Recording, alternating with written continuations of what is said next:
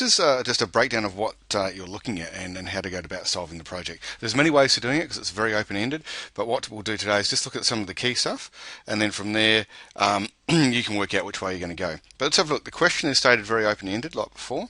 Bob and Farm Pickle are discussing world economics, and Pickle says that no matter when you invest, no matter when you invest, you'll not make a profit. Okay, so that's probably the first part of the project. The second part of the project, which we'll talk about on the next page, is the bit here. It says trading decisions like gambling, and you just take a lucky guess and hope for the best. Okay, so there's two parts of the project.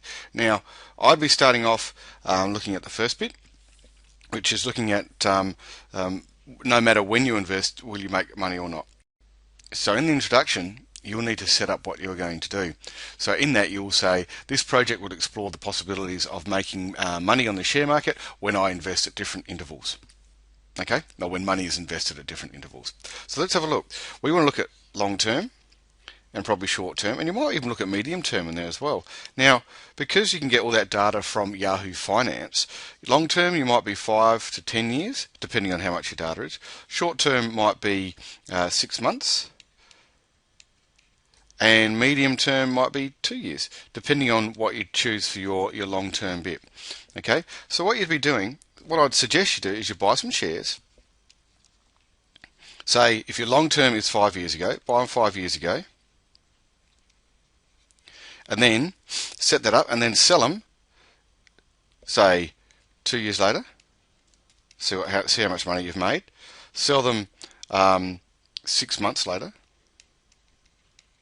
or even hold them for the whole 5 years, which is up to today.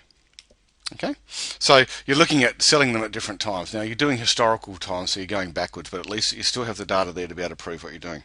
The other way you could do it is to, it's easier to start with your buying time all at the same time, rather than having different buying times. It just gets it a bit messy. Okay, so that's short term versus long term. So I'd be buying them and then selling them and comparing them, and that's where you compare your profit and your capital gain. So your profit and capital gain is the same, and then I'd be looking at the tax that you'd have to pay if you made a profit using the discount rule if it applies, which it would apply to this one and this one, but not the 6-month one. Okay, and then you also may want to look at dividends. So there you go, that's the first part of the project. Buying some shares, selling them after 2 years, 6 months and 5 years, whichever way you want to look at it, looking at which scenario made the most money, taking into account tax, drawing it all together. There you go, it's all done. And I'd probably tick probably 4 to 5 companies, and you'll need to work out how much money you're going to spend. Okay, and that's up to you, but you've got to make it realistic. Don't spend hundreds of thousands of dollars. So it's kind of like a mini share market game. If you've done that, that's it. That's the first part of the project. You could stop it there, draw it all together, and you're done. Okay. The second part, if you want to go into the second part, it now is talking about this bit here, that trading's like gambling, and you just take lucky guess and hope for the best. Now we've seen in the course that we've done that you can actually use some stuff to give you some good indicators of when to buy and sell.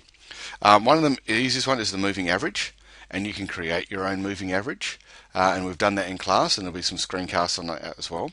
And then you might also want to compare it to the All Ordinaries. So you're going to have the All Ordinaries index going up and down like this, and then you can have your share prices. You can put your share prices on top of it as well, and you might have your share prices like this. And then you can make some decisions about when you'd buy and sell. And you might also put in, say, a moving average line. Now they may not all be on the same graph, but then you'll be able to get something happening, so you'll be able to tell when to buy and sell those shares. Okay, if you are going to graph the All Ordinaries index, the code for that is XAO. So if you go to the Yahoo Finance site and go XAO, it'll give you the All Ordinaries index for the last 20 years or whatever. So you can use that as well if you want to draw a graph of that, or you can just grab a screenshot. These things here are going to give you an indication of buy and sell indicators. Okay, so they're going to say, you're going to be able to say, oh, this is a good time to buy on my graph, and oh heck, it's going down here, this would be a time to sell. Okay, and then you could actually trial buying here only with one lot of shares, selling here, and then seeing how much money you make. Look at your income, okay, and compare that to your long and medium and short term investment that you did just earlier. So then you can say, hey, I can make more money now because I've used these as an indicator of when to buy and sell, rather than just using time as when to buy and sell. Okay. The other thing you should be looking at is your break-even point. You know, so I've got a break-even point. That's all cool. This is what's going to give me an indicator when to buy and sell. So in doing that, you might have a graph that looks kind of like this. So you could put in your own moving average, and I'll do that in black. I'm making this up, so I hope it works. Okay, and then your share price for one of your companies might be in red.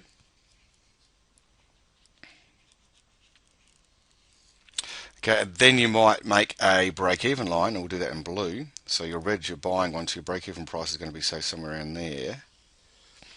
So if you bought them in here, okay, now looking at your share, your moving average and stuff, you want to find some buy and sell indicators.